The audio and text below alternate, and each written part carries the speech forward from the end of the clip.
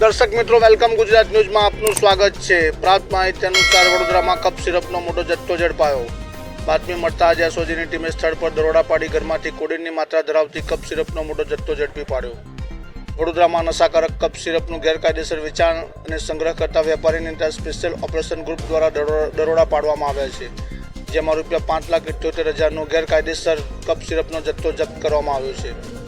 કાર્યવાહી દરમિયાન 2 આરોપીઓને દબોચી લેવામાં આવ્યા છે। એસઓજીની ટીમ પેટ્રોલિંગમાં હતી તે દરમિયાન હેડ કોન્સ્ટેબલને બાતમી મળી કે કલાદર્શન 4 રસ્તા પાસે રતિલાલ પાર્કમાં આવેલ મકાનમાં રહેતો વિપુલ સતીશભાઈ રાજપૂત તેના મિત્ર કેયુર રાજપૂત સાથે મળીને ઘરમાં નશાકારક કપ સિરપ સંતાડી રાખી છે અને તેનું ગેરકાયદેસર વેચાણ ચાલુ છે। બાતમી મળતા જ એસઓજીની ટીમોએ સ્થળ પર દરોડા પાડ્યા, જેમાં ઘરમાંથી કોડીનની માત્રા ધરાવતી કપ સિરપનો મોટો જથ્થો મળી આવ્યો હતો।